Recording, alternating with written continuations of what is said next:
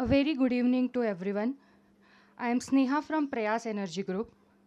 It gives me great pleasure to welcome all of you and also thank all of you for joining us today for the Girish Sant Memorial Annual Event for 2025.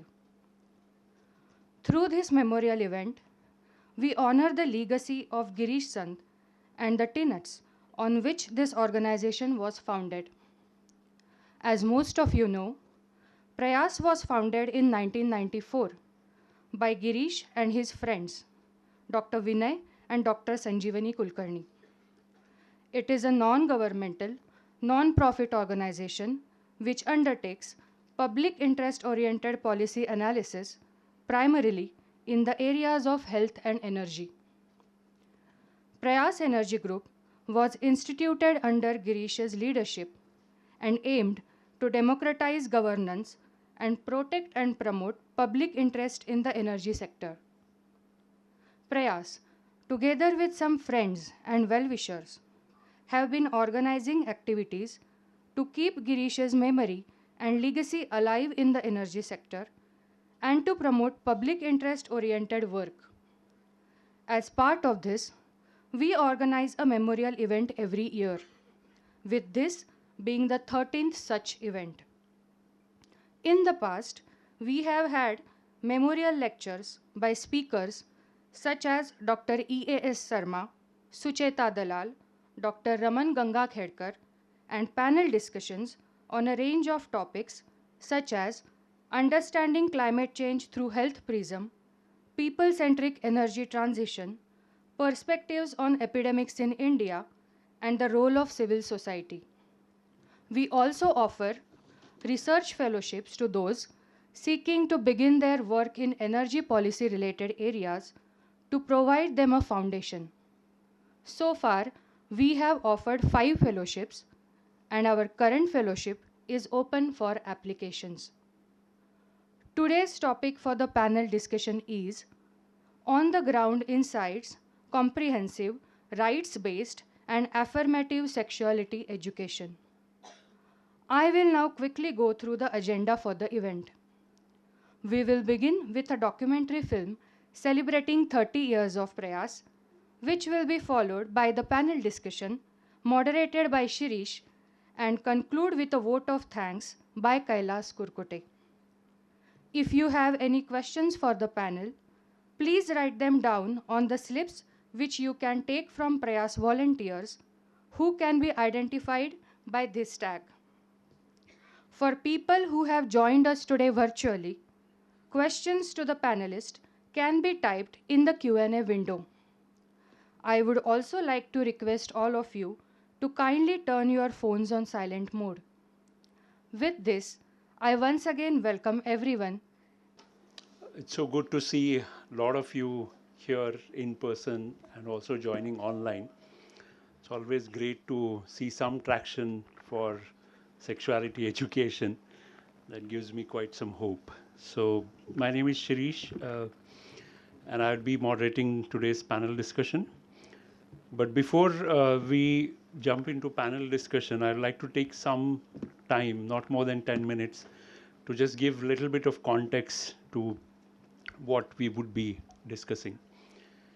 And I'd like to start with narrating one of the experience from our Sahaj program, which we started 2 years back.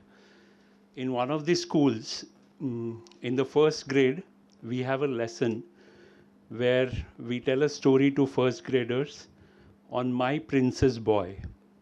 So this story is about a boy who loves to wear skirt, who loves pink colors.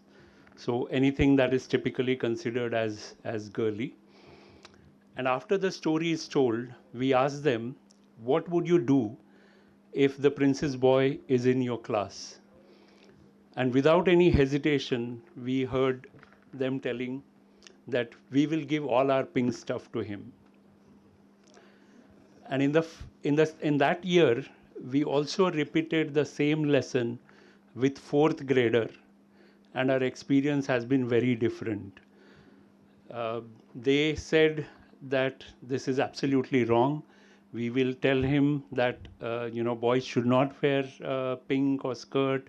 If he doesn't listen, we will stop playing with him. So just within few years, we could see that how the urgent need to adhere to the stereotypical gendered views have taken over.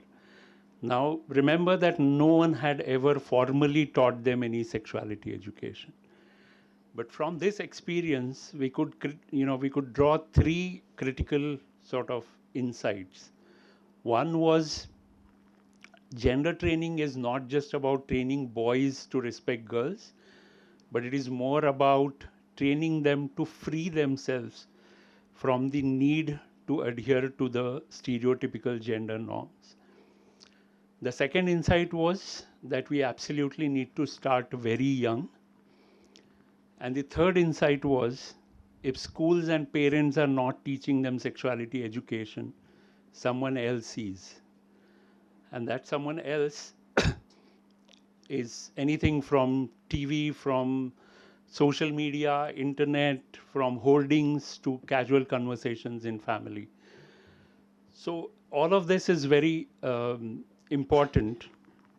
And particularly these days when we interact with parents, we see a lot of them being very worried that their child is being exposed to so much of media and content and all.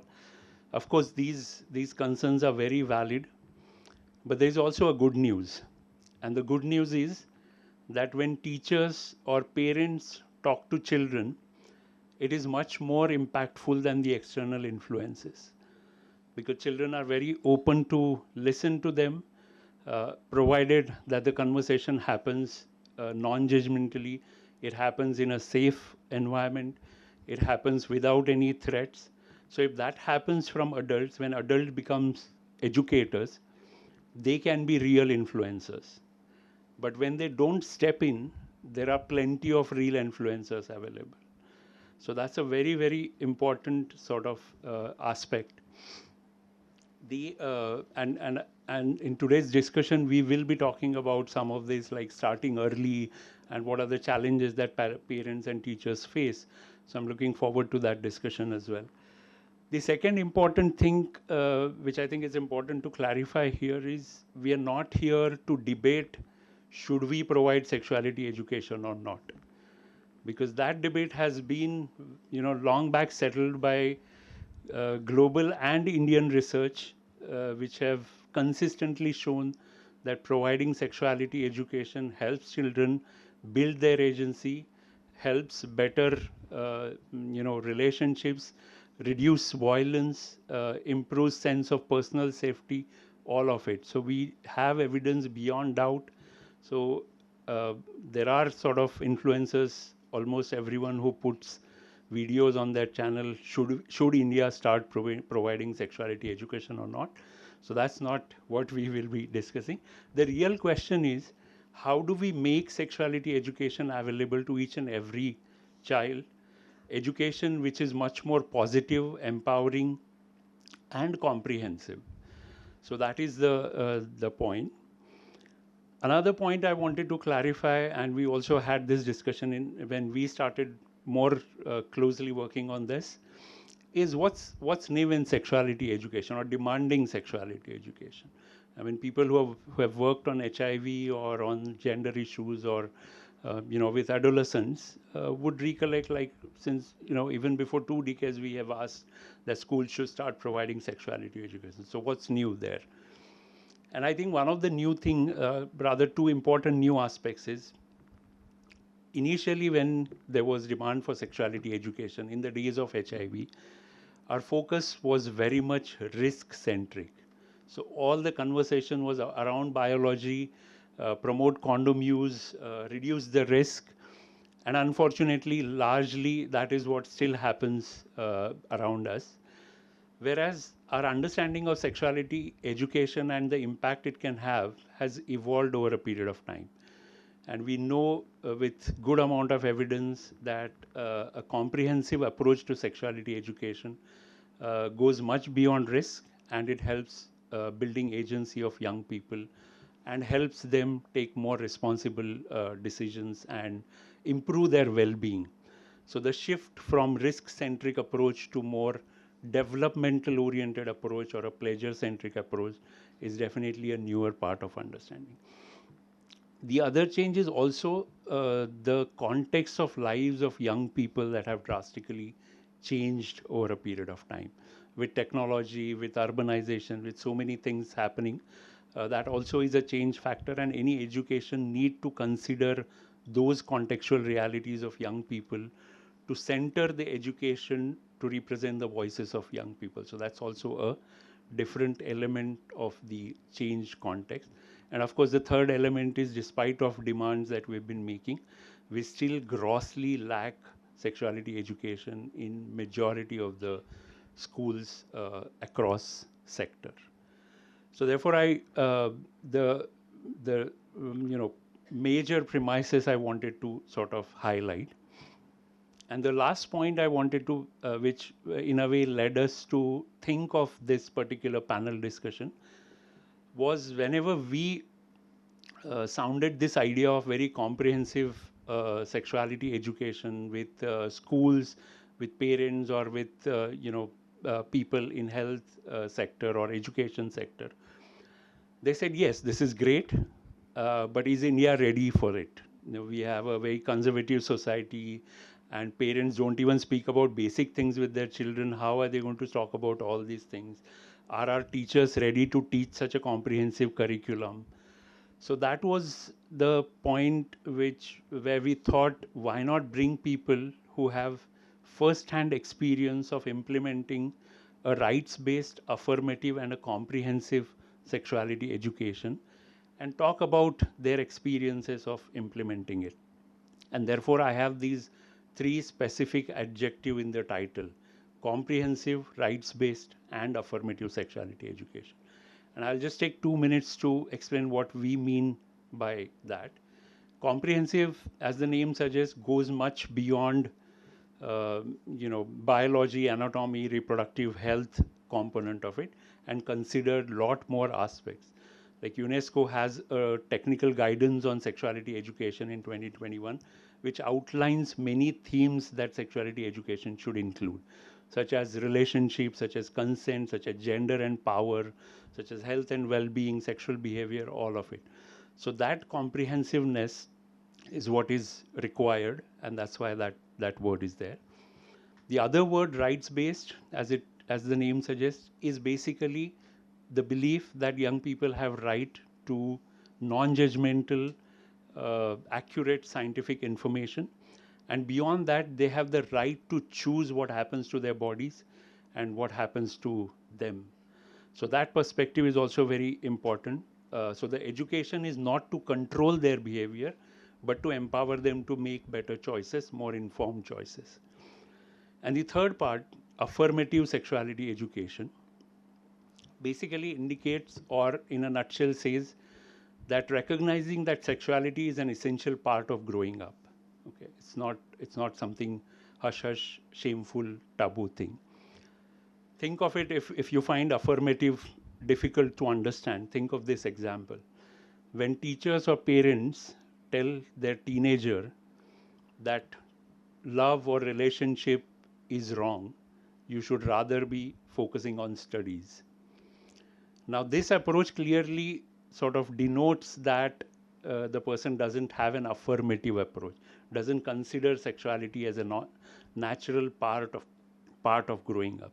And that is what we also need to bring in the education, and therefore these three specific adjectives, which we will be discussing more during the panel discussion as well.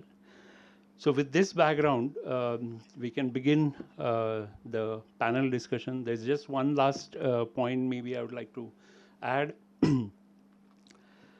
We recognize that some of you may not resonate with the views that we present or what we discuss. And I think it's absolutely okay, because we're not here to convince, convert anything. It's just here to sort of share what we have been doing, our view of looking at things.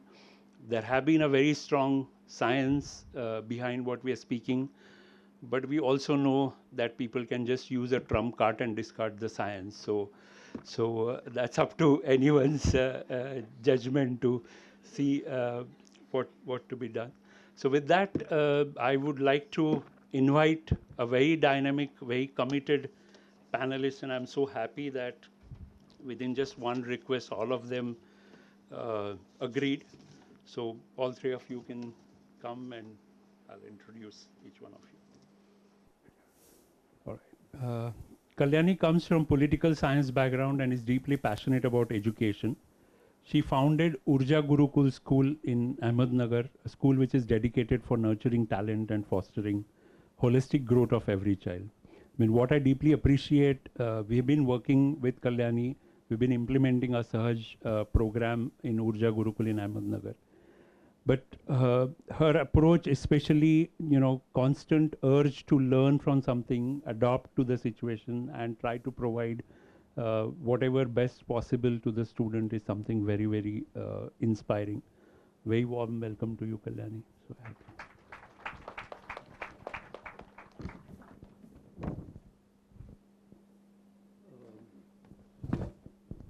In this panel discussion, overall, what I'm going to do is I'll request each one of them first to speak for some time to basically share their model of work, how they have been working with people, and then we will go into a question-answer format. Sonal? Thanks. So as Shirish was also introducing the YP Foundation, I will start with a little introduction of what do we mean when we say that building capacities of young people and adolescents on issues of health equity, sexuality, and gender rights. Uh, Now, those capacities for us at the organization at YP have ranged from issues of SRHRJ to gender based violence to issues of masculinities and issues of quote unquote boys and men. Uh, and the focus is on creating a leadership cadre, creating a leadership of adolescents and young people. Now, when I say adolescents, the range starts from the age of 7 to 8 years and goes up to whoever wants to identify themselves as young person, right? And we've gone on and on about, we've had seminars and been part of conversations where questions of who is युवा कौन है के questions हमने बहुत answer करे हैं और खुद भी उसका हिस्सा रहे हैं. As somebody who identifies herself, my pronouns are she and her, and I identify as a young person, right? I mean, for me to be at YP means that I get to witness these capacity building processes very, very closely and anchor some of them for the communities we work with. The program that I lead, Know Your Body, Know Your Rights, is primarily centered around comprehensive sexuality education. Since the beginning of this seminar here in this hall, we've been hearing the words comprehensive sexuality education, and I will not go very deep into that. But within the program, the focus is on working with younger adolescents and older adolescents primarily. When I say younger, I mean 9 to 14 years, 13 years of age. And when I say older adolescents, I mean 14 years to 18 years of age. Now, how do we engage with them is via two curriculums that, again, are a living document within the program. Those two curriculums on CSE were made around 2020 to 2021. We launched those two curriculums with extensive pilots in Delhi, NCR, UP, Bihar. And those two documents now serve as reference documents for us to, as facilitators of those conversations with adolescents, to take issues of relationships, gender, sexuality to the communities of adolescents. But over the years, KIPKAR within at YP is one of the flagship programs and has been going on for about 20 years now. And we've realized that it's not just enough to work with adolescents only, right? And it's important to engage with their ecosystem actors, parents, caregivers, guardians, teachers, counselors, friends, mohalle ki didi, pados ki behan, all of those actors that sort of make up their ecosystem and influence their immediate surroundings. So our work is with them as well. We engage with them as well. Um, we've also realized that adolescents are found in very, very different locations and community setups. The conventional family setups might not be true for every adolescent. And so we have shelter homes, we have childcare institutions also as locations where CSE and CSE work is taken forwarded to. So that's primarily one of the ways that we work within the program, and collaboration and collectivizing lies at the center of it. Because at the end of the day, YP and people like me and people, my teammates, are going to withdraw from those locations, and we will move on to other locations. So how do we ensure that the work, the intensive work that has gone into creating or transforming certain populations that we have closely worked with, how is that sustainable and gets carried forward even without us being there? So that is primarily how we work with.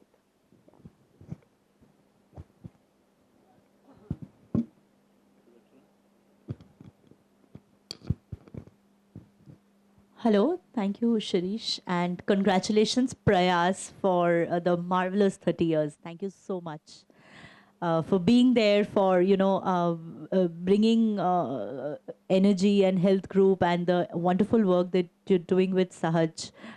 Thank you for that, and congratulations. Regarding Equal Community Foundation, so I'll just take a minute to introduce who we are and what we do and why we do that. So back in 2009, our co-founders, that is Will Muir and Rujita Teradesai, they had started a different program in the low-income communities. It was called Solar Cinemas, where they would actually go with projectors and screens in the low-income communities to show social cinemas. And it would be around 6:37 in the evening so that everybody can participate. But they identified a gap there. They saw only men and boys would be a part of these solar cinemas, and women and girls were not there. It was not a space for them. So when they dug deep into it, they realized that women had a lot of work to do, a lot of household chores. And for girls, it was never considered a safe space. So they didn't come out of their homes. So then another idea clicked them that if boys and men can be a part of watching social cinemas together, can they also be a part of, can they be engaged in a community together to talk more about gender, talk more about rights? At that point of time, there were organizations working with men, but we identified a gap again where adolescents were never involved. Men who were older, like above 18, 20, 22-year-old, they were involved in these conversations. But we wanted to start early. That was the start of Action for Equality, our flagship program. And we work in the space of attitude and behavioral shifts. That is our major goal here. We work in a gender transformative approach and human rights-based approach. Those are the very principles of our work. With the same principle, we have designed our curriculum, which focuses on human rights, gender equality, masculinity, SRHR, consent, violence, gender-based violence, and so on and so forth.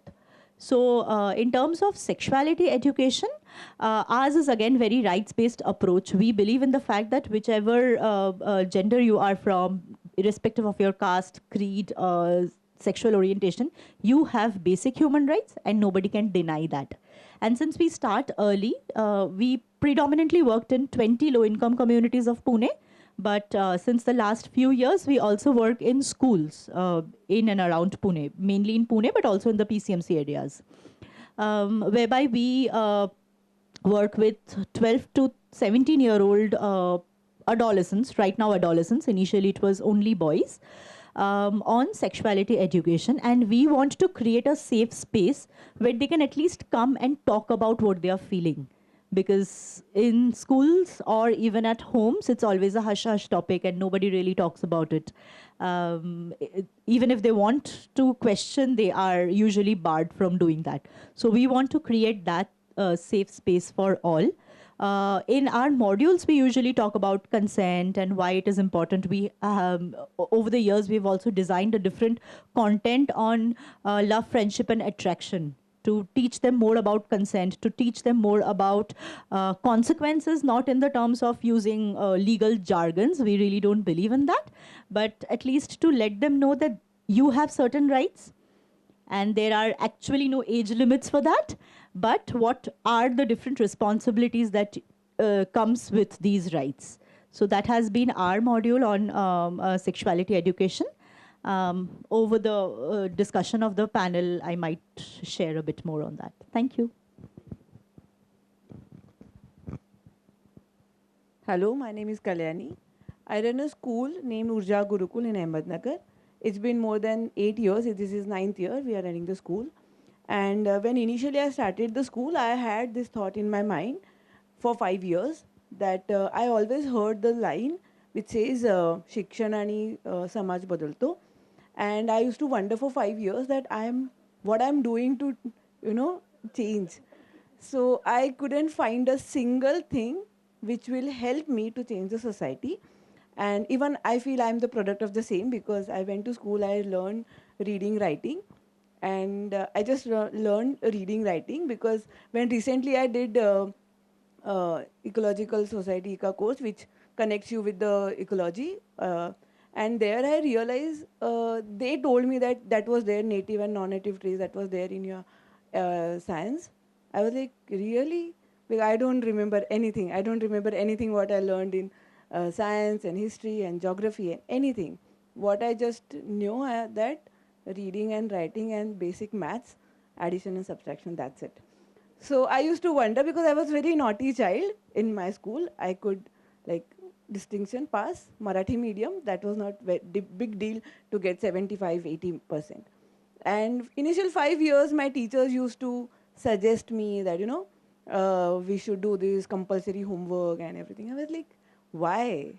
Students should enjoy doing homework and they will do it. You don't have to do compulsory. And then 2 ponytails and neat and clean uniform and clean shoes. I was like, is that something to do with your learning? दोन वेण्या घातल्याने जास्त शिकतो का आपण? No. Then why so much trouble to their mom? So this kind of person I was, and still I am. And then we had lots of freedom for students to speak. There are hardly any restriction in classroom. And 5 years we were just running a school like how the other people are doing. But one thing was there, constantly I was asking myself what I am doing by running a school. And because I'm growing with my students, so ideally I'm in grade 8 now, because my eldest batch in grade 8. And my eldest batch was in grade 6. Then all teachers came to me and told me that, ma'am, now I think all girls will get periods and we should talk about it. I was like, okay, then how we are going to do that? So we can call any gynecologist who will come and talk about it. I was like, fair enough. And who will sit? Only girls will sit. Okay, girls will sit. And the boys were asked to be in another classroom, and girls were there. And I was partially there and partially here, because my all students who are boys were worried ki, ma'am, hey, what is this? Why? You never do that. Why only girls are there? And we want to know what they are, what you're teaching them specially, and you're not teaching us, you're not telling us. I was like, okay, I'll explain you. So whatever I knew about the periods and menstrual cycle, I explained them. And then some of boys were like, if it is so, uncomfortable and everything, why it is exist? Why can't we stop periods? And kind of like, okay, he is thinking, but we can't do that. And why? Okay, there is a lots of explanation. Let's move ahead. Do you have any question? So they have lots of questions. Like, ma'am, who are the gay? Okay. Who was Akshay Kumar in movie Lakshmi? I was like, sorry, I have absolutely no answer for this. I have no idea. And actually, I had no idea. Who are the transgenders? Who are the gay? Who are the lesbians? I was like age 36? No, 35 that time. And I had no idea who are they, what gender identity, role, LGBTQ. I never heard. I heard that probably, but I didn't had any answer. I was like, let me find out the right people who will answer this. And what happened in the class where the girls were there, so one of the girl asked to that gynecologist doctor that, okay, we got to know how the periods will come and what to take care and what not to. And ma'am, what about the pregnancy? So the doctor smile and say that will happen if the intercourse will be there. What is intercourse? Then the doctor had no answer. Like, नहीं ये हम हमको आपको बाद में बताएंगे. So I was like, अरे बाप रे, it's if it is good if I didn't had any conversation, because now the girls all one word is there in their mind and they will look for intercourse. So it was sense of emergency for me to get the right people in front of them to whom they can share and they can talk.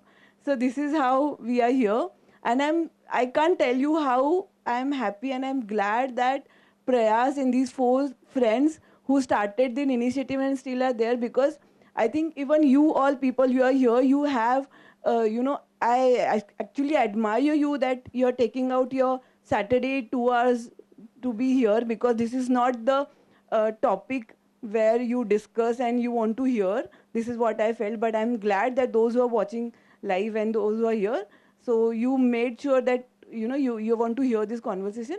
But it happens that when we sit with friends, especially intellectual friends, you talk about अरे ये करना चाहिए, ये होना चाहिए, but these people actually did that for 30 long years, and this is very difficult, because who will pay for this? It's very difficult. कोई school लेना ही नहीं चाहती. Nobody wants to adopt this. This is what seems to be. So it's difficult to survive. It's very easy to have an idea and work on something.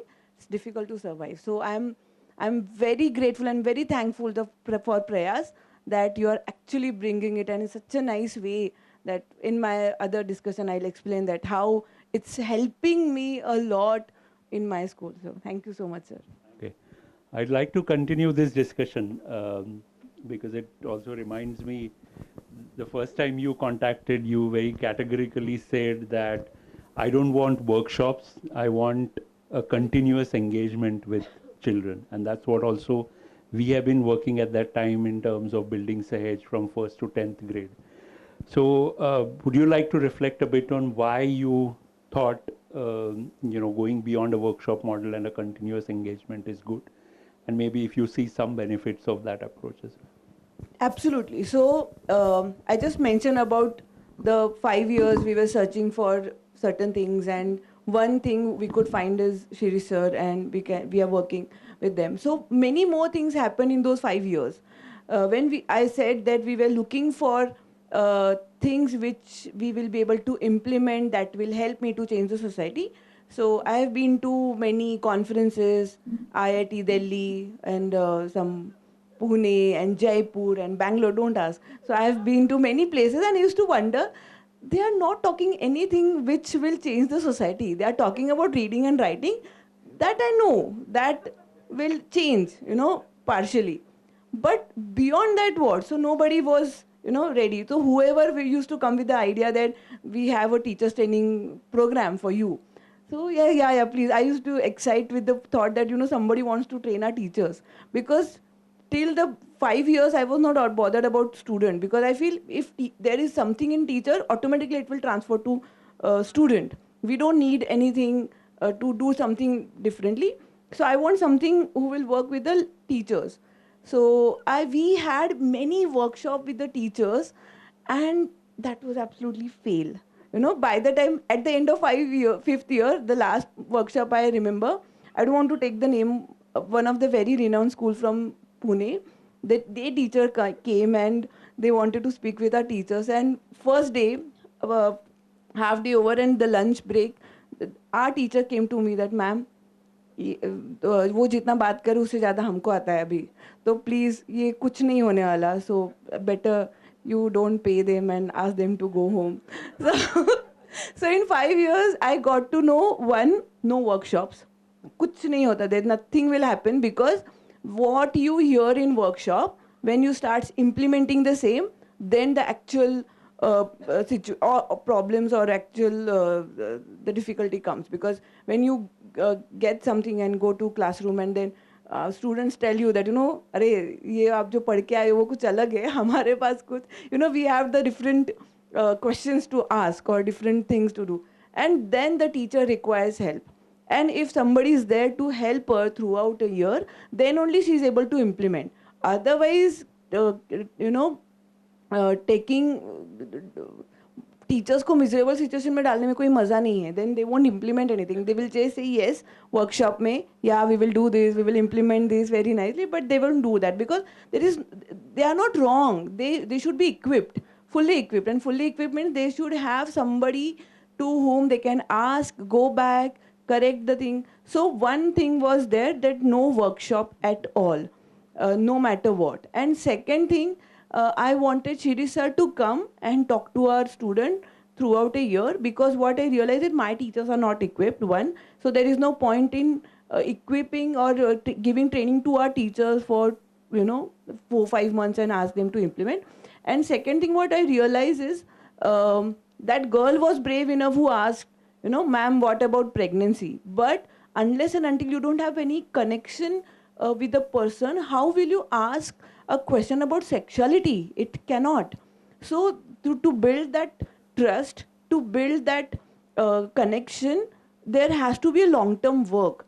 And these were two strong reasons. That first thing I told Shiri sir, that no workshops, no short-term sessions. I want something, and not for particular years, like only 7th grade or only 8th grade, when you know that our students will get, girls will get the periods, and I don't want to limit this to only periods and reproduction and anything, because I think sexuality is, if the person who is hearing, who are there in this auditorium, if you'll ask yourself, no matter you're male, female, whichever gender, if you'll ask yourself, is there lack of sexuality education in your life and how it has impacted your life? I think nobody will dare say, okay, no, सब अच्छा हुआ है मेरी जिंदगी में throughout बचपन से अभी तक. Nothing is there who has implemented. So everybody has gone through, but I feel bad that nobody want to work on this. So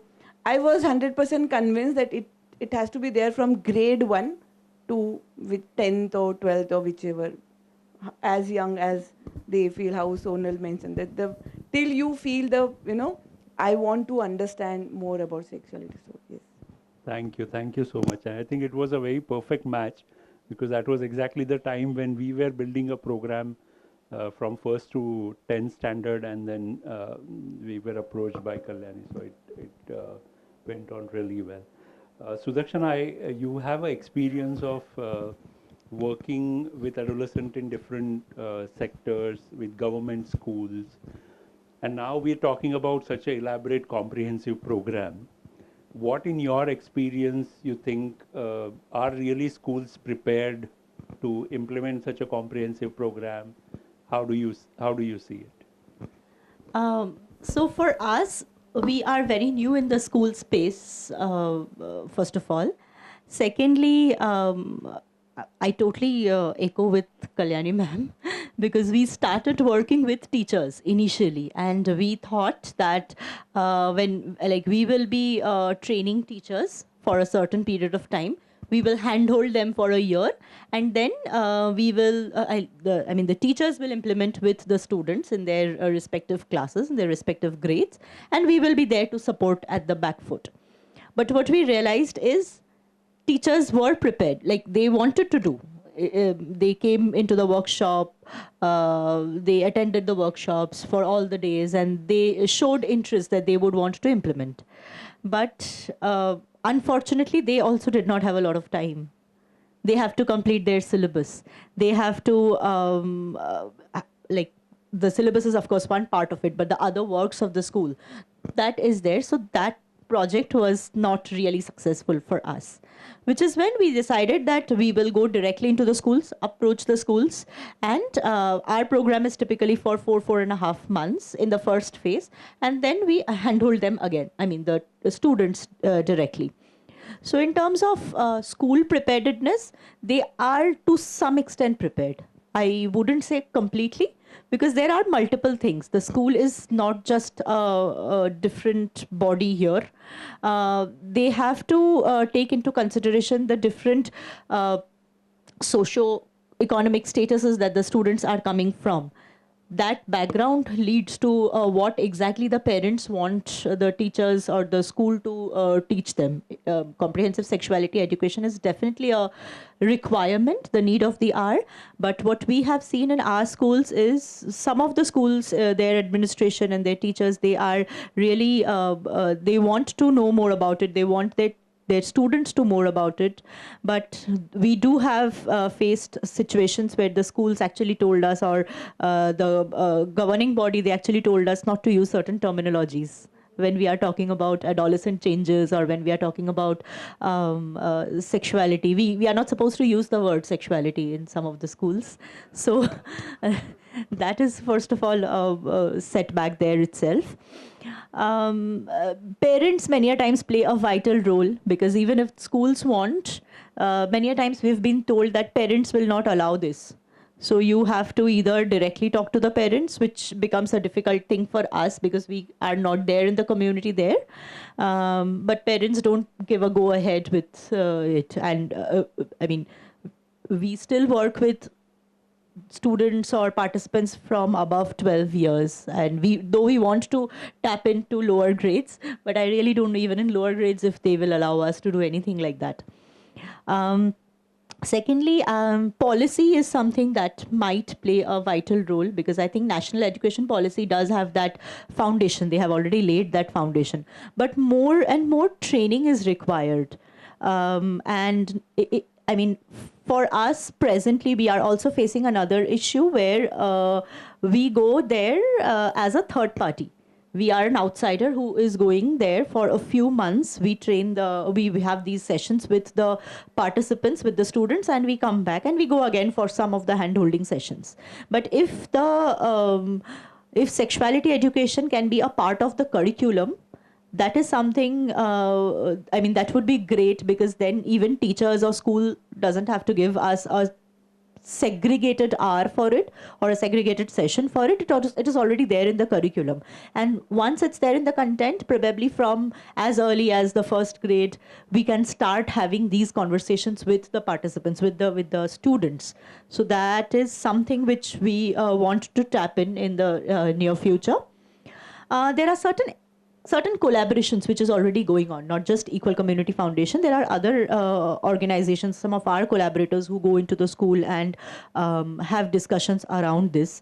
But that is also very limited. Again, they either go for 1 or 2 sessions and then they have to come back because of lack of time or lack of permissions that they get from the authorities.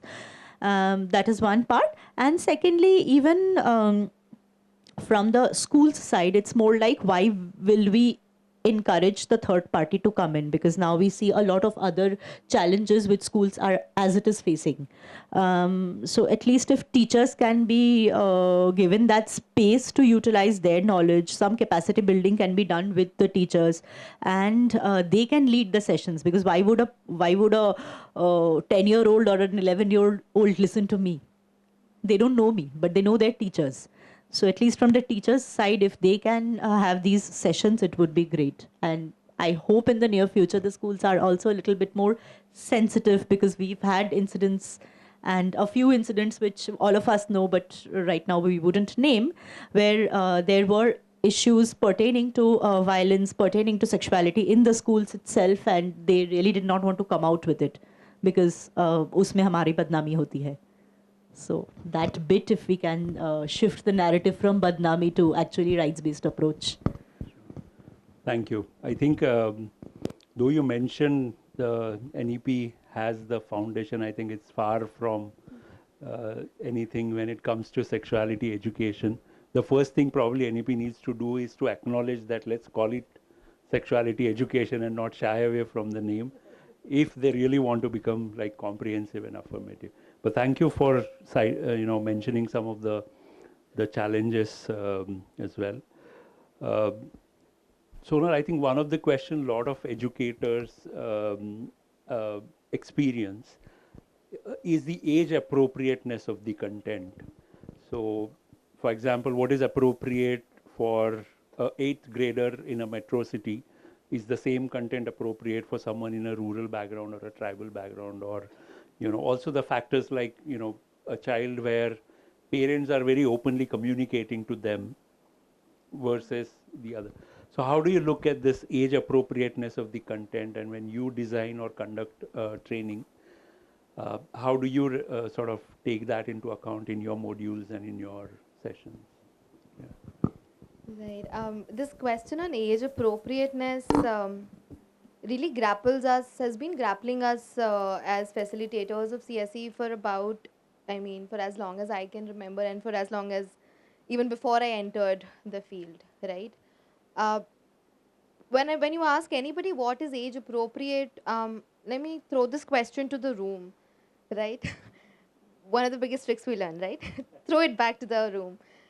If I ask you, when was the first time in your life you were told, you realized you belong to a particular gender?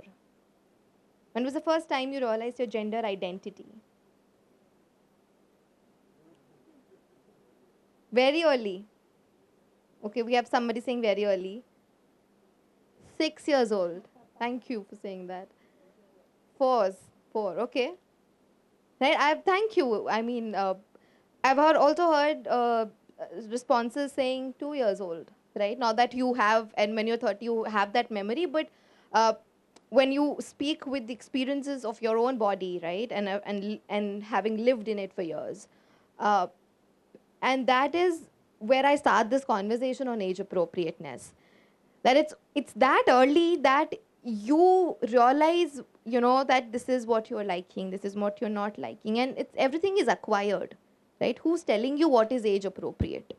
For me, and for a lot of others, and for a lot of young people that I've worked with, it's their immediate surroundings that has told them what is age appropriate for them, right?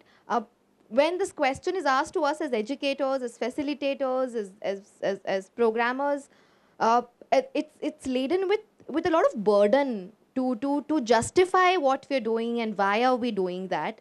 But it's not questioned back to where it is originating from. Is it age appropriate for a parent or a guardian to condition a young individual who's 2 years old to tell them that you're a girl, sit like a girl? Is that age appropriate? We can keep talking about it, right? There's a very social component to age appropriateness, and as you've been saying, there's a very scientific, cognitive, psychological component to age appropriateness. If you go by the first component, like the latter component of psychological, cognitive, so all of these parents who've come up to us and who've opposed, and as my other panelists also mentioned, right, the opposition that we've faced is key. And the biggest myth that we've faced is that, please don't teach this to our child. If you're 14-year-old, don't talk about sex. They'll start having sex. Right? Sex sukhs ki baatein mat batao, wo sex karne lag jayenge. Right? And that's the biggest myth that's been thrown even at me a couple of times. If you tell them, that's what they'll start doing. Or if you tell them that there's identities beyond binaries of a man and a woman, they will start identifying as that. They will get attracted, right? So this fear, this control on information, on gatekeeping, is where I think this whole question on age appropriateness lies at. And we need to move away from a very biomedical, very medicalized understanding of what is age appropriate, right? Because if we go by that, one of the schools says that in the formative years, the receptivity is greater, right? Should we start talking about sex, intercourse, sexuality then, by that logic, right? And if we don't want to do that, why are we, who's stopping us? It's the social construct of what is age appropriate. It's what your cultural construct of what is age appropriate. A place where I come from, where I grew up, it's not gender appropriate to do what I'm doing. uh, and a place where probably, outside India, it might just be a very different construct, right? And when you say rural versus urban, I also want to bring forth the idea of intersectionality to this conversation of age appropriateness, right? Let's pick an 8-year-old individual, a young person, and at 8-year-old, you can put in n number of situations even in India, and experience of that 8-year-old will still be different. So it's not rural urban, right? We all in this room are sitting with so many identities, right? Gender identity, a cultural identity, language that we're speaking, the clothes that we have chosen to sort of wear today and express ourselves with. um, and it's all of those identities that will play a very huge role in deciding what's appropriate for you, right? We could be very weird example, but saying that, you're a lawyer who works on domestic violence cases and who sort of fights for the rights of women, let's say, uh, does that guarantee that you will someday not commit violence yourself? It doesn't, right? uh, the same way for saying that, one day, uh, just because you don't want to talk about it, just because you don't want to talk about sexuality in your construct, in your social surrounding, it doesn't exist. It doesn't mean that it exists. You're gatekeeping it. Your understanding of sexuality and what is CSE is very, very limited to sexual orientation. But when we begin our sessions, when we begin trainings, that is one of the biggest things we sort of try and foreground. That CSE doesn't mean only who do you choose to get sexually attracted to, who do you choose to get into a sexual / romantic relationship with. It's more than that. It's beyond that.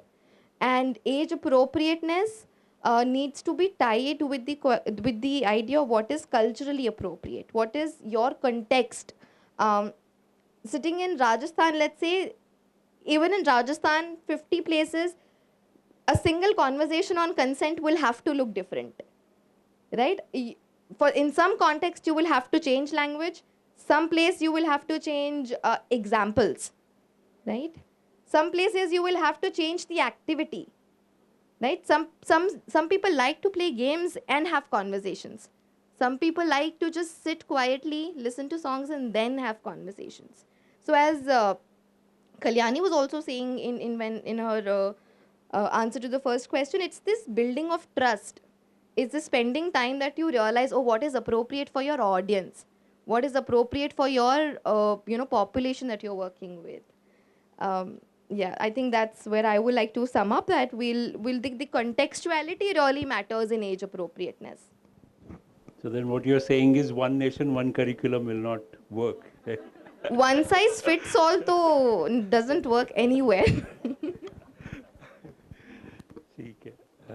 I think you also highlighted the challenges for or the pressure that parents put in, or say that don't talk about sex or they'll start having. So I recollected the simile that we use, which is if you teach in chemistry lab, if you teach about chemicals, then the fear that parents have is they would start preparing bombs. So that's the kind of simile that many parents use when it comes to sexuality education. And talking about parents, from a school point of view, Kalyani, can you highlight, how as a school or as a school, administrator, you deal with the opposition from parents, or how do you convince parents?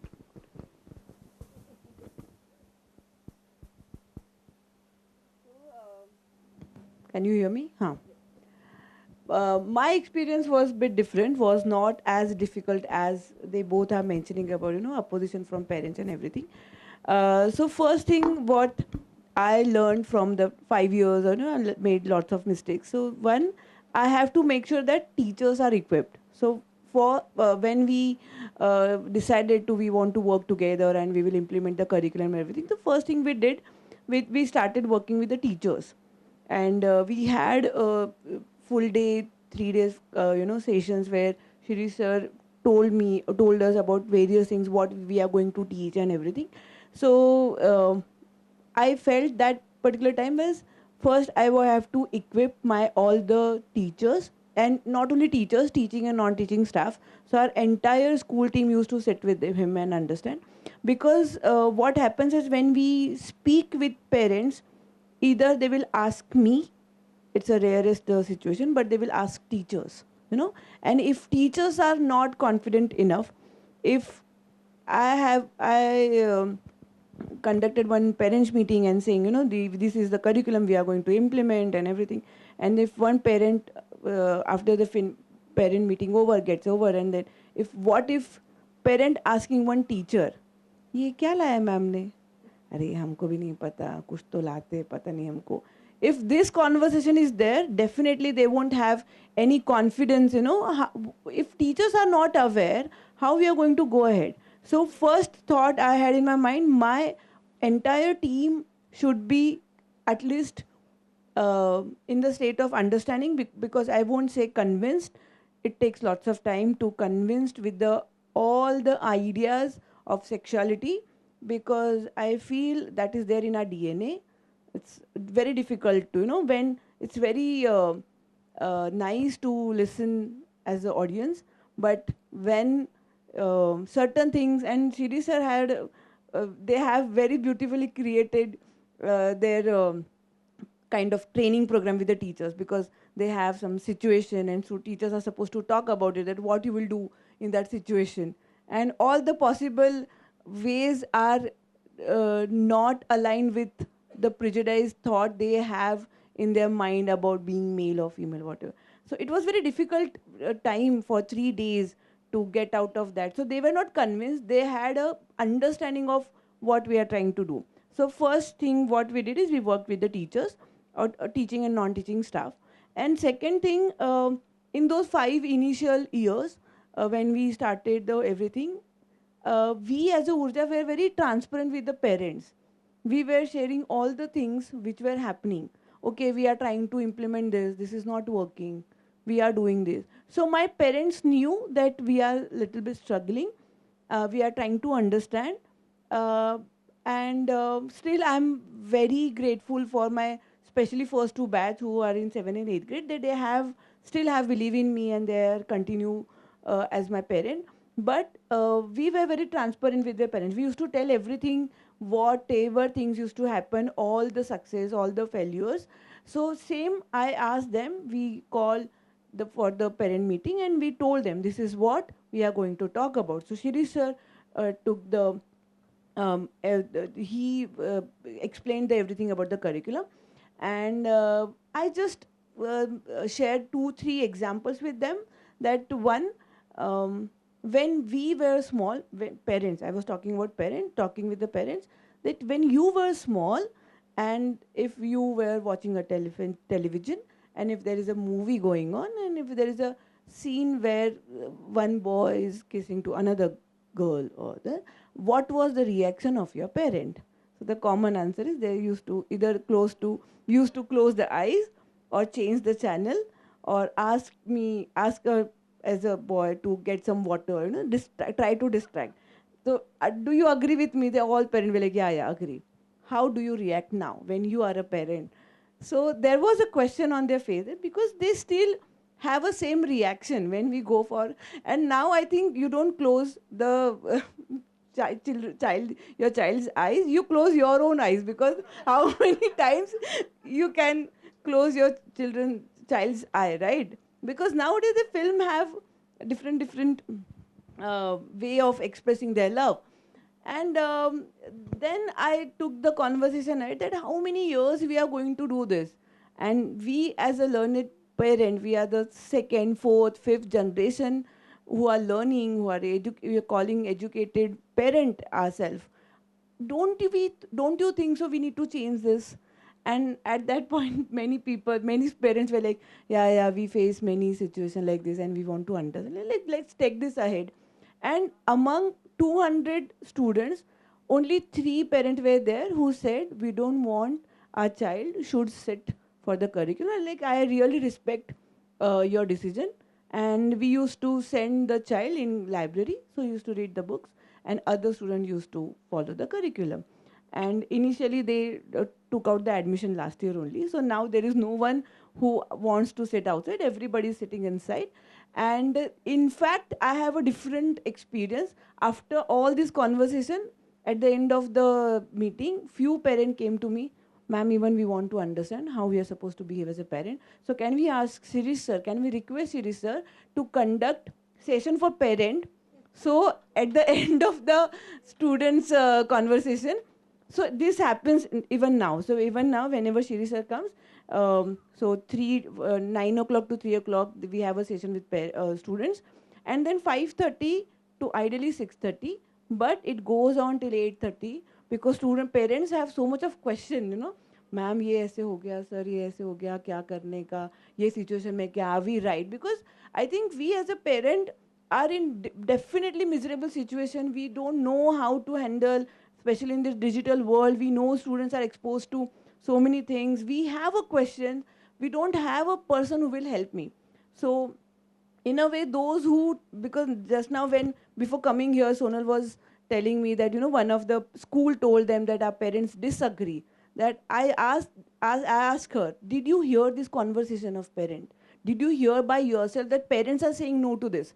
Because I feel it's a school's fear how to handle this, because parents want to give this, if it is explaining a good way, you know, if it is explained in such a way that it is not going to harm, it is going to help not only a child, but you as a parent, definitely they will go for it. So this is my experience as a school, that my parents are really supporting me very well.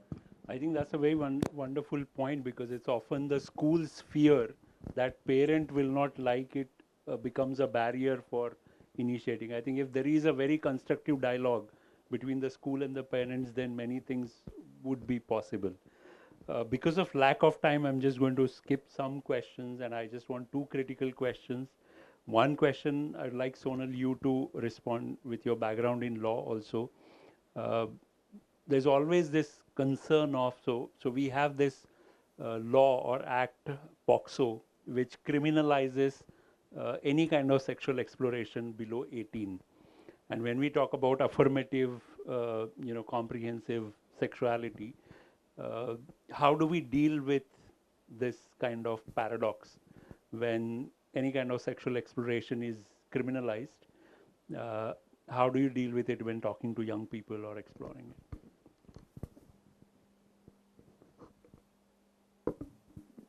Right. So, you know, the understanding of the POXO Act and how we've looked at the act in our day-to-day work, we've also, in a way, demonized an act that is meant to protect children from sexual abuse, right? If you read the act, that's what it says. It's not using the word sexual exploration. It's not saying, you know, you're not allowed to have a sexual intercourse or activity. That's not what the language is, right? And that's what really fascinates me about law and then the legal framework that is there on adolescent sexuality, right? That's controlling not just adolescent sexuality, but sort of everybody's sexuality and sexual rights in the country today. That there's a very strict alienation that happens because of the language, because the way these laws are structured and framed, they're made in a manner that their language and interpretation will change with time, right? Like with population to population, right? And as we're sitting here thinking, and you're asking a very, very critical question in today's times when the conversation on rights has become even more important. The conversation on violation of those rights, and where do you go to uphold those rights? Where do you go? How do you talk about that this is my right, and there's a law that is that I feel that is violating my right, right? But when we do comprehensive sexuality education sessions and trainings, at the heart of those, and as I was saying earlier also, at the heart of it is building agency and bodily autonomy of young people and adolescents, right? The focus is, it's not saying that don't have sexual intercourse, right? We get questions that what will change the moment I turn 18, right? What will click in my mind that I will start thinking differently, and I will be able to give consent validly? Right? And these are questions that have been asked and have left us um, searching for answers that will, that will keep all of us safe, right? That will also not come from a place of fear. And sitting here today in this room, to be able to say this out loud, uh, uh, putting fear outwardly, right, and saying that there is a sense of fear like that, when none of us sort of fall. I'm assuming none of us fall into that age category where our consent giving capacity is questioned, right, by an act, by a law. But for a huge population of the country, that is the case. Um, Now, what POXO is ending up doing is POXO is telling you that if it is that consent is not valid, you cannot give consent, right? For any kind of sexual activity in nature. That's what it's telling you to do. You take it to be uh, becoming a barrier into your sexual exploration. That's a lived experience, right? um, and when those questions are brought to us in these sessions, for us the focus is on saying that what is it that you and your agency is asking you to do, right? How do you see yourself making a decision, knowing that there is a state with a capital S telling you that certain thing will be criminalized and you will be prosecuted and a certain thing will not be prosecuted, right? Uh, as facilitators, my job, and I have really reflected on this for last so many years, that it's to not tell them, it's to not become their karta dharta in a way, right? To not decide for them, to not tell them that, hey, don't do this or you will end up in jail, right? Because if I end up doing the same thing, I I am moving away from the principles of CSE themselves. I'm moving away. I'm becoming a risk-inducing factor for those young people and adolescents that I'm working with, and whose lives are very closely intertwined with me in that process, right? Uh, Now the question is, how do you say that my bodily autonomy is respected by the act? That's also another valid question that gets asked. That if I end up making a decision because I want to respect my bodily autonomy, state will look at me and put me in an institution, right? Uh, with that, there has been a separate larger movement in picture, in play with us as country, that has been looking at decriminalizing adolescent sexuality in its own way. And that's a larger conversation. I don't want to get there because, as you said, lack of time.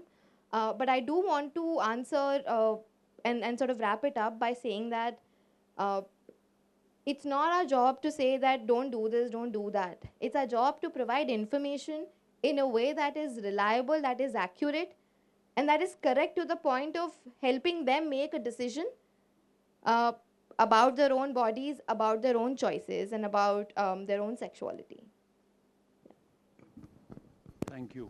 I think it's a complex issue anyway, and it was not meant anyway to get any quick sort of answer. But it's more and more something that we'll have to face. We are facing as facilitator, and we need more thinking around those topics. So my last question to you, Sudakshina, $1 million question for very quick reaction. With all this comprehensive approach, do you think funders are willing to fund such programs, or they would still look for more of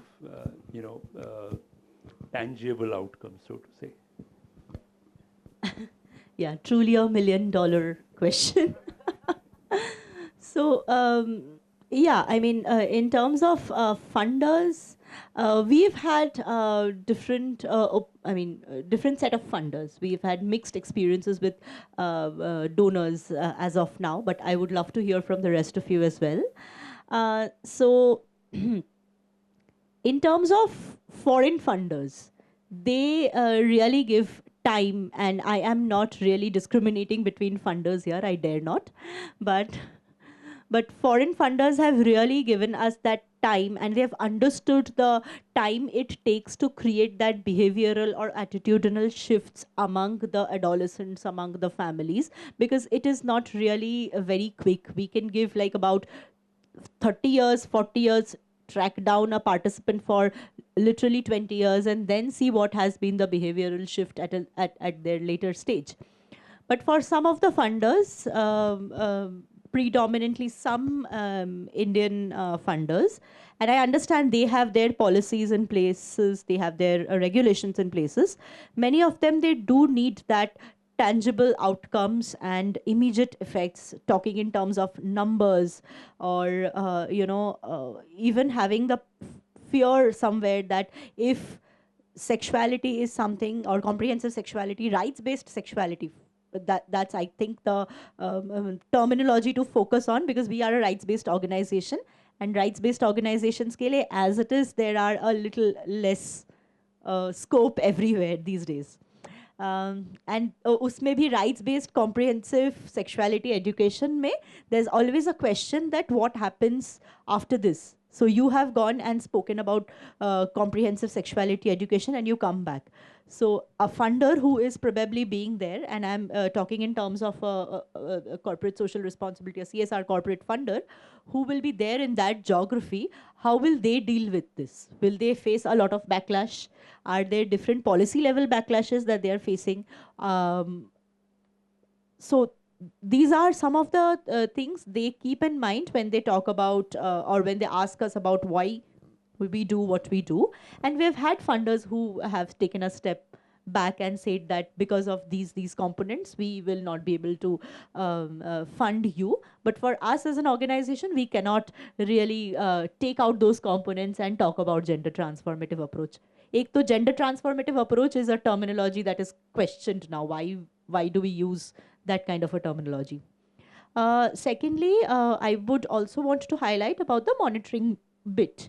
So we've had collaborators, civil society organizations, who have come up and told us that in terms of not even like going into the depth of sexuality, but at least these days funders and donors are coming ahead and supporting with the menstrual hygiene products and menstruation related jo bhi baatein ho rahi hai. So one of these funders, they had set up the vending machine for sanitary napkins in one of the schools. Now there was no discussion about that. They came and set it up and went away. The school doesn't know what to do with it. There was no discussion with the students. There was no discussion with the teachers, and the parents also did not know. And in our, it was one of the rural, semi-rural areas. And in our situation, all of us know that when young girls go through menstruation during a particular month, many of the times they don't go to schools because of lack of hygienic toilets and lack of facilities over there. But here the facility is there, but due to less dialogue, it didn't come into the forefront. So, I mean, one thing is, of course, to fund a program, and the other thing is also to see what we are funding and not just do a checkbox. Again, I'm not saying that funders have that checkbox habit, but at least if it would be our urge if more and more CSR funders in the Indian space, if they can come ahead and fund these programs and also talk about it. There needs to be dialogue at all levels. We are right now talking about having dialogues only with parents, with teachers, with students, maybe with other stakeholders, but a major chunk of the stakeholder are these funders. So somewhere that gap needs to be bridged, that they are involved in the dialogue, they are involved in the entire process, and then we look into the funding bit or into the monitoring bit. But yes, funder preparedness is vital, really vital. Thank you. Yeah, there are so many interesting questions, but we really have paucity of time. So I'm going to ask some questions. I'll start with you, Kalyani. There's a question: parents and teachers should have such programs with gender discrimination and gender-based violence. Why only educate children? actually parents and teachers should have. Be any. It's more of a comment actually, or. Okay, so what I mentioned about when we spoke with the parents, so there, if we consider 100 parent, 60 parent were there ki, yeah, we understand this is a need of an hour, we should educate student, but we are not going to do this. You do it, you do it on your own. 40 parent were say ki, oh, we want to understand this, but only 4 parent came. So this is the ratio. And I feel because when I'm running a Urja Gurukul School, so what we have realized is, as a parent, many of the parent understands the need, we should do something, we should talk to students, but they don't have time. So, this is how they pretend कि ma'am ये सब ठीक है, but कब बात करेंगे, वक्त ही नहीं है हमारे पास ना.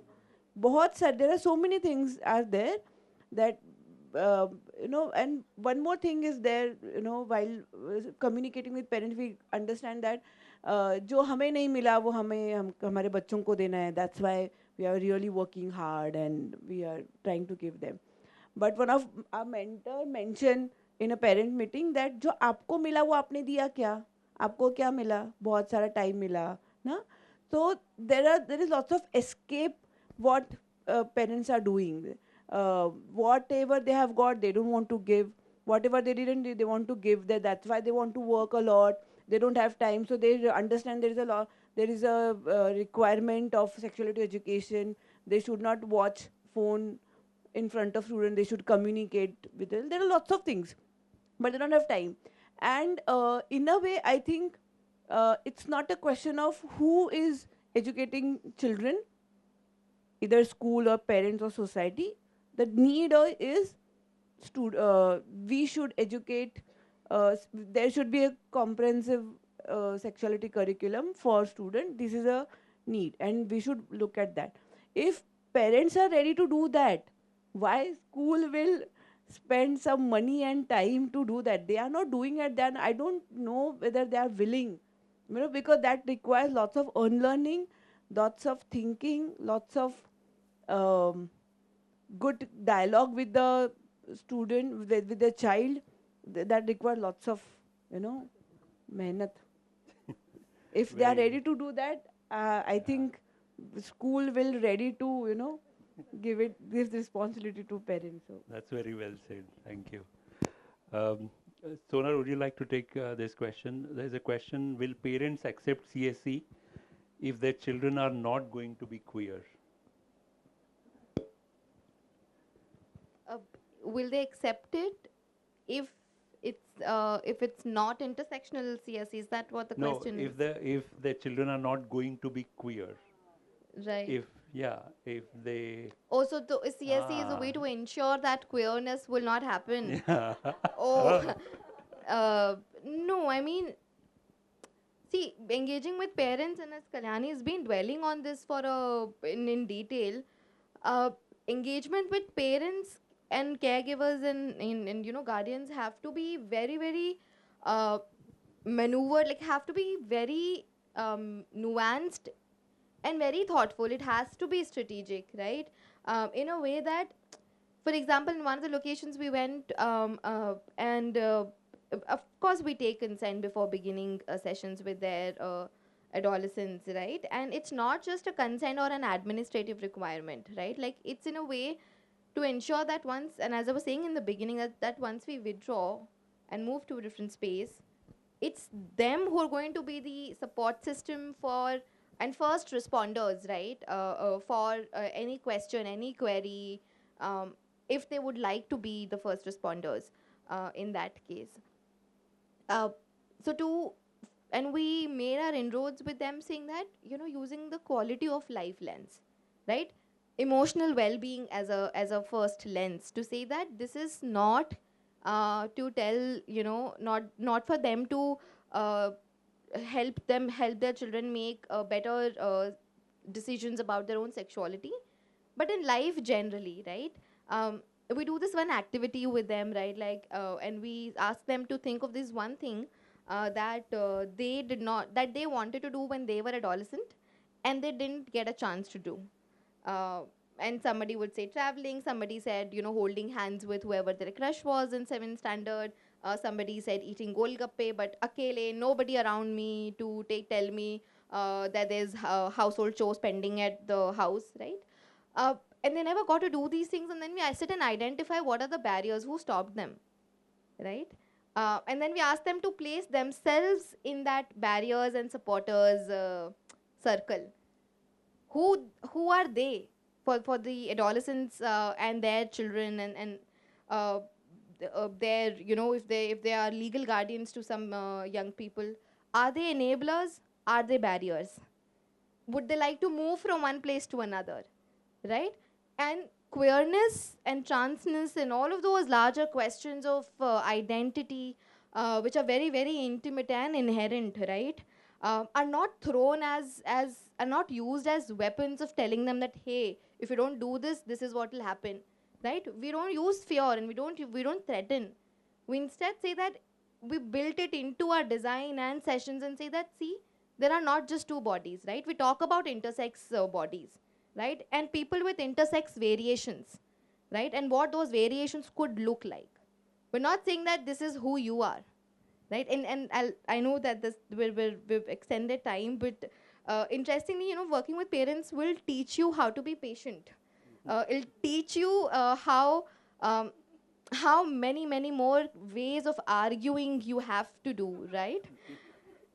And you have to be patient to tell them that, because everybody likes to think that, it'll not happen to my child, right? We like to think this for ourselves, right? While walking on the road, looking at the number of road accidents that happen, like, oh, it'll not happen with me, at least, right?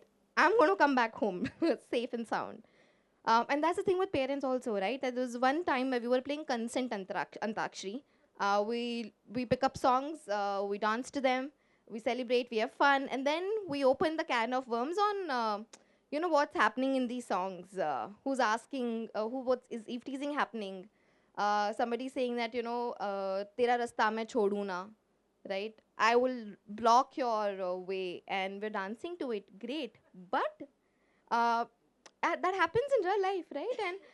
And then somebody says, "Tu pyar karegi, chal haji, naji, right? Consent song. So we call it consent antakshari, and parents told us that, yes, love is a right. Everybody should get love.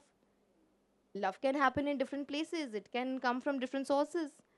And then when we asked them, and when we told them that, hey, they're talking about eloping together, right? They're talking about wanting to run away together so that they can get married. They're like, no, that doesn't happen. Marriage happens in same caste. My child doesn't do that.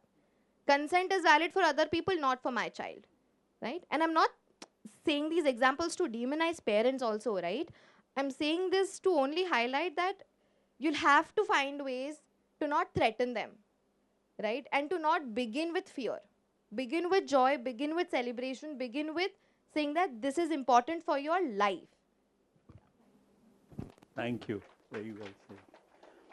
I think I'm just, there's so many questions, and there are many questions about how do you do particular thing, how do you talk, and I think that would require a different kind of workshop to talk about how. So I'm going to skip those questions.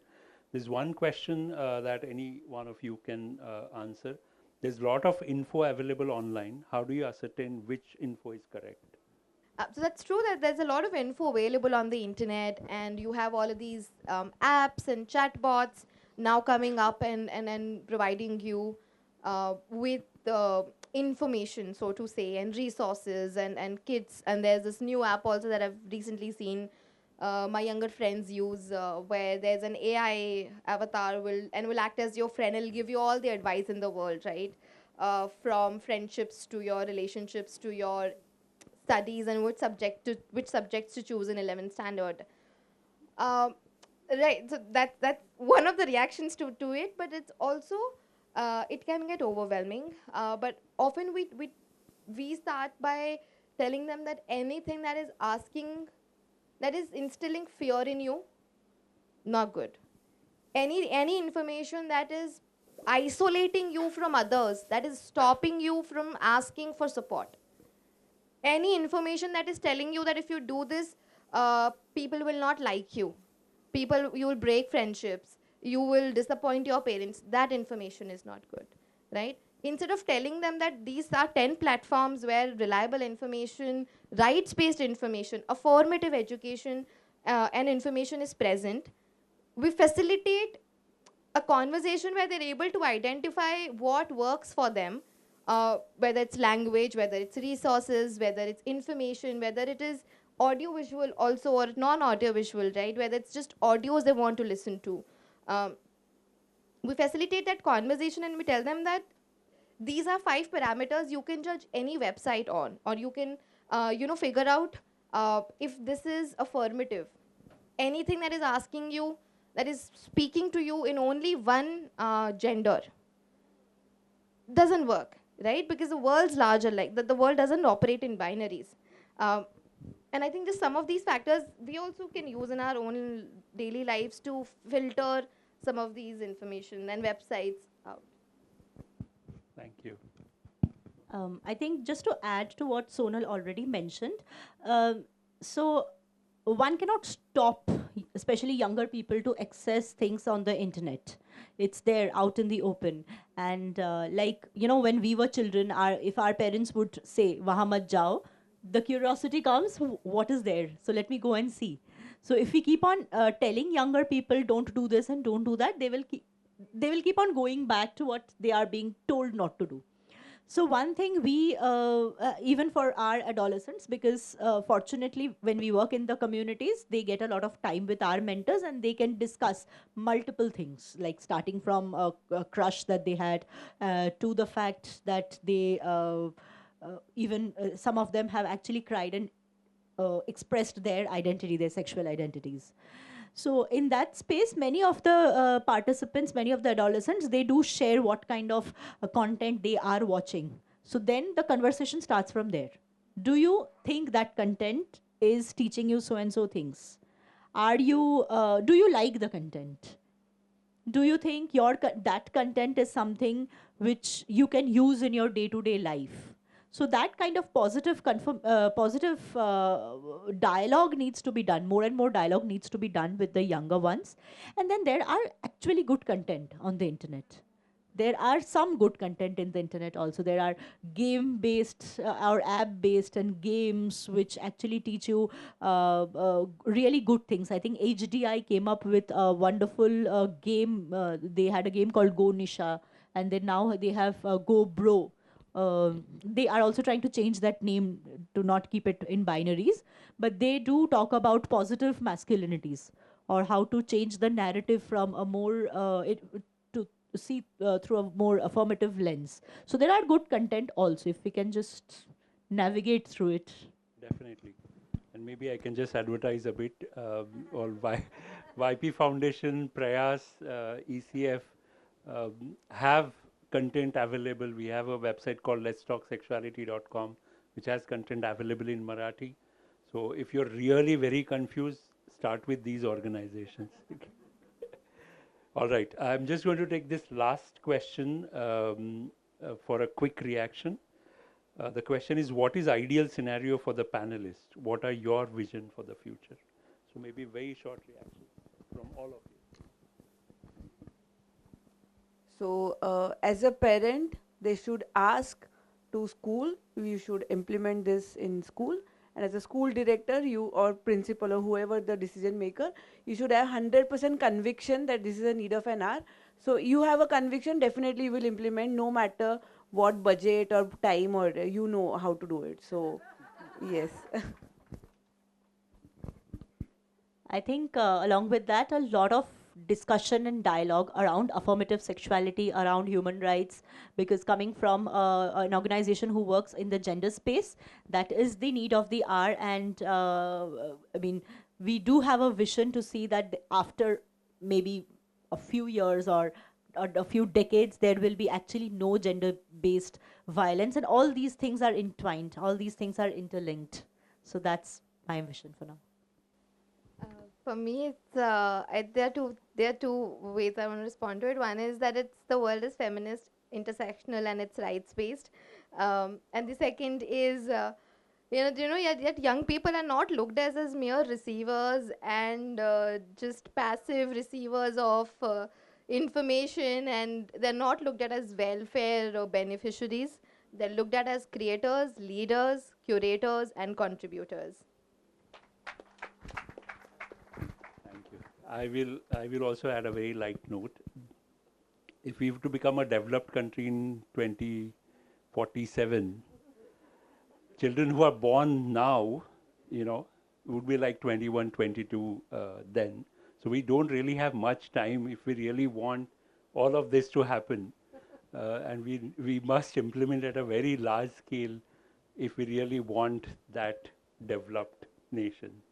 Thank you so much. I would have really liked to take all these questions. छान discussion झालं.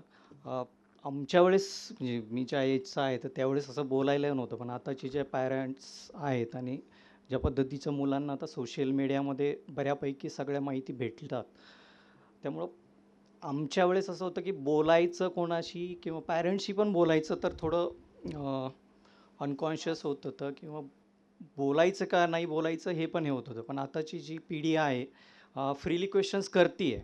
अशा वेळेस पॅरेंट्सला, टीचर्सना, even इन्स्टिट्यूशनला ready राहायला पाहिजे की अशा क्वेश्चनसोबत deal कसं करायचं. आणि या डिस्कशनमधून काहीतरी गोष्टी आपल्याला भेटल्या आहेत की त्याच्यासोबत डील कसं करायचं. टाईमचा प्रॉब्लेम असल्यामुळं आपल्याला सगळ्या गोष्टी डिस्कस नाही केल्या गेल्या, पण बऱ्यापैकी चांगले आउटपुट आपण यामधून घेऊ शकतो. Thank you and hello, good evening everyone. On behalf of Girish Sant Memorial Committee, it gives me a great pleasure in promoting vote of thanks. What has been a very interesting and fruitful discussion for the last 1.5 hours. First and foremost, I would like to impress our deep sense of gratitude to all the eminent panelists, Ms. Solan, Ms. Kalyani, Ms. Sudakshina, for kindly agreeing to participate into this panel discussion despite their busy schedule. I would also like to thank Siri sir for monitoring this panel discussion. Thank you all. I take this opportunity to honor and extend our profound gratitude toward our friends, well-wishers, and generous donors for Girish Sant Memorial activities. I would like to thank Deccan Education Society for making this available for the event. I would like to thank Mr. Aditya and his colleague for making arrangement of mic and sound system and also the audio and photo documentation of the event. I would like to thank Mr. Wansley for making the arrangement for transportation. I would like to thank Girish's family for joining us today for this event. Their presence gives us strength and encouragement. Thank you. For the documentary on Prayas 30 years journey, I would like to thank videographer Mr. Kapil Jagtap and Rushikesh Joshi and editor Harshvardhan Jadhav of Edit Sut Studio. A big thank you to the Prayas team, Mansi, Maria, Shirish, Sripad, Sri Kumar, Vinay sir, Ritu, and Sanjonitai, who took lead in guiding and coordinating the video production. Before I end, I must say that the audience has the exceptional, because without an engaged audience, an event like this cannot be successful. So thank you everyone. And then I won't say thank you, but would like to acknowledge deep sense of appreciation to all my colleagues at Prayas, because an event like this requires planning and many helpful hands to make it unique. Once again, thank you all.